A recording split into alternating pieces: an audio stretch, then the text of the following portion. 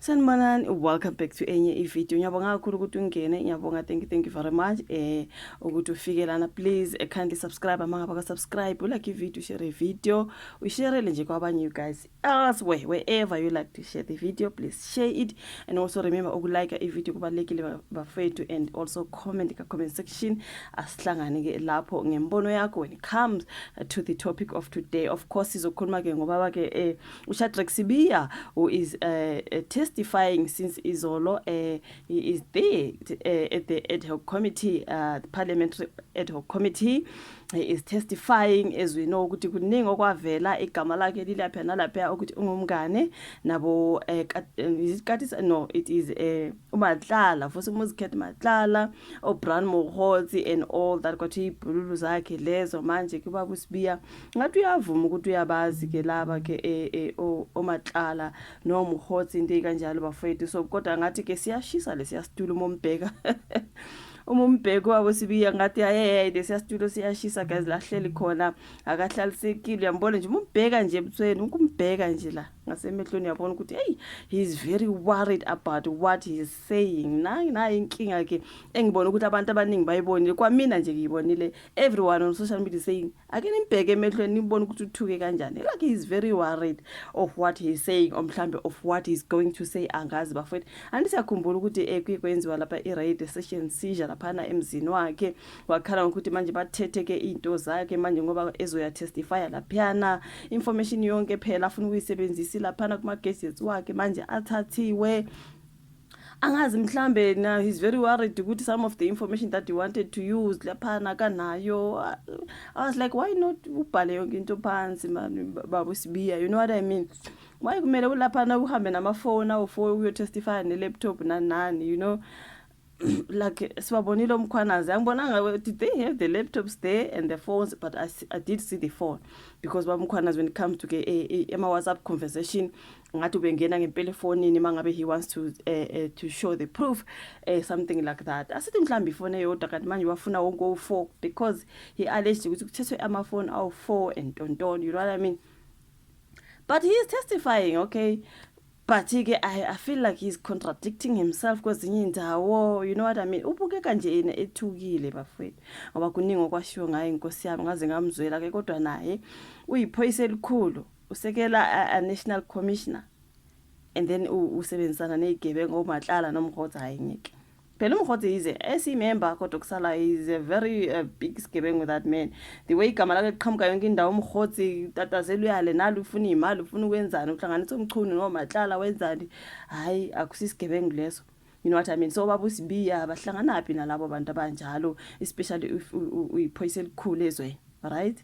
So angazi bafethu ukuthi iphini lika commissioner wamaphoyisa uLieutenant General Shadrack Sibiya ke uvikele isinqumo ke sokuhlakazwa kwethimba eliphenya ukubulawa kosopolitiki lapha kwaZulu Natal, which is the political killings tax team, right? So uthi ke yena akulungile ukuthi kube yiKwaZulu Natal yodwa ke kuphela enethimba ekubeni bebulawa kangako sopolitiki nakwezinye izifundazwe, which is very reasonable, you know what I mean? Akube yizonke izifundazwe ngoba politicians, you guys, they are unalived kuzo zonke izifundazwe. So lapho mina I would like to understand, angazi ke. So ukusho lokho ke ngesikhathi evelile lapha naphambili kwekomiti laseParliament elikhethekile, ngesikhathi vele phambi kwekomiti uSibiya ubhoboke ngezinsolo zokuthi usebenzisana nezigebengu. Of course you do abuSibiya, how? Of course you do.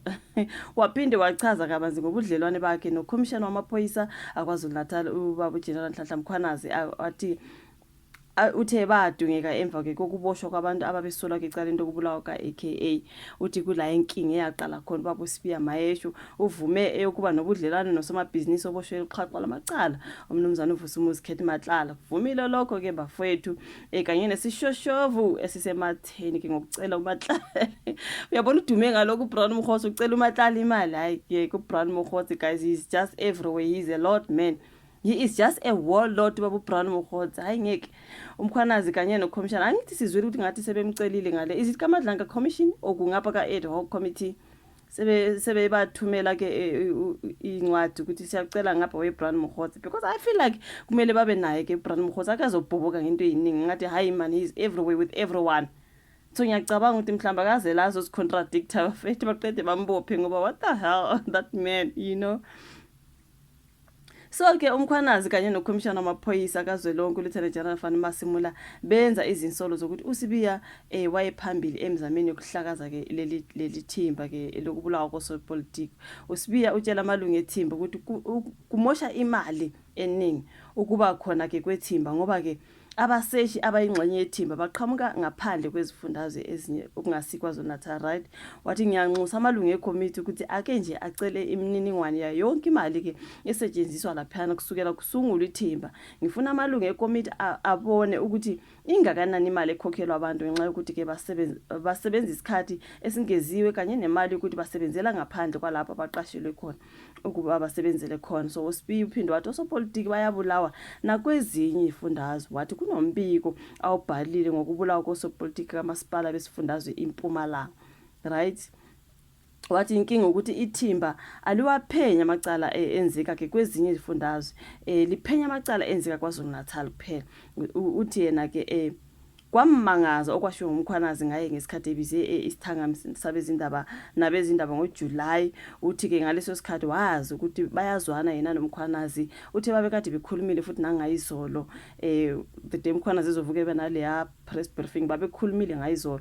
Wazi wangibiza ngoboss, okay? Wathi angosho uma ngikhona KwaZulu-Natal.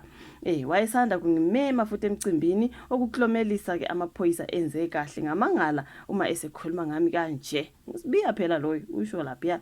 Utheke okwabaqatha ukuthi wayengungqongqoshe wamaphoyisa ngaleso sikhathi. Uthi okwabaqatha ukuthi owayengungqongqoshe wamaphoyisa ngaleso sikhathi umnumzana uBhekicele wacela ulwazi ngabasolwa ababeboshelwe icala lokubulawa kaAKA.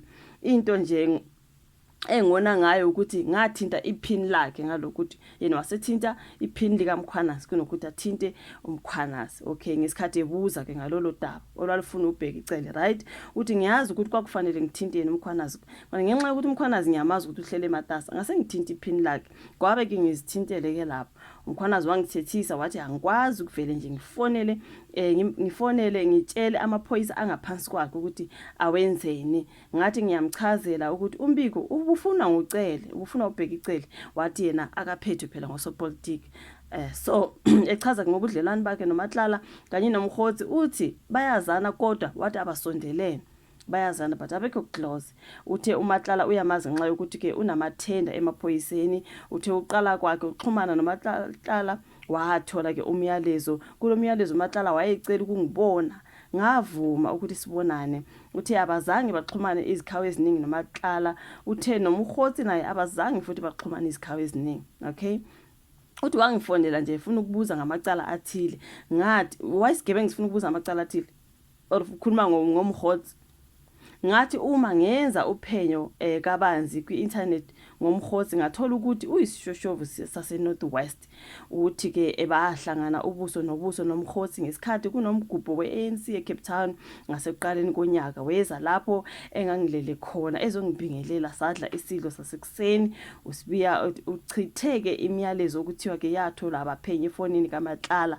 Uthi leyo miyalezo ikhombisa ukuxhumana phakathi kukaMkhosi noMatlala. Kule miyalezo kubuye kungene nangegama likaSibiya libuye libe khona nalo lapho. Uthi uyayingabaza-ke le miyalezo ngoba-ke akekho ungoti owenze istatement esifungelo sokuthi yatholakala kanjani leyo miyalezo. Kuke kwabambezeleka ukulalela kubufakazi bukaSibiya ngenxa yesicelo sokuba kushenxa ilungu le-MK umnumzana David Sikhosana. So uSikhosana bekuthiwa-ke akashenxe ngenxa yokuthi-ke kunecala alivulela uSibiya kanye nongqongqoshe wamaphoyisa omisiwe ubaba Mchunu. Now uSikhosana ugcine yena enqabile ukushenxa uSibiya uzwakalise ukungenami kwakhe ngokungashenxe kukaSikhosana. Kuningi nje laphana kuningi njengoba-ke ehleli kulesiya situlo ubaba uSibiya admitting ukwazi uMatlala nomkhoseli kodwa basondelene kodwa uyabazi bake bamthinta bathi asihlangane babuye badle isidlo sasekuseni kwabuye kanjani kwanganjani. It's just a whole lot. I can't go through all of it. Kuningi nje okubhaliwe ngayo Sibiya nezinto azisho lapha yana, but abantu abaningi bababazi ukuthi ubonakala njengeko happy engathi uthukile usabe ukuthi uzoshiya izinto angamelanga azisho. You know what I mean? Phela you have to know your story mawufika lapha. So kwaze kwanzima ngayo abesibuya abafethu. Soqhubeka senza amanye ama video njengoba ke naye saqhubeka ngokwethula ufakazi bakhe lapha at the ad hoc committee. Ngiyabonga ukuthi ubuka ivideo, like, subscribe, share, sibonane kwezayo. Bye.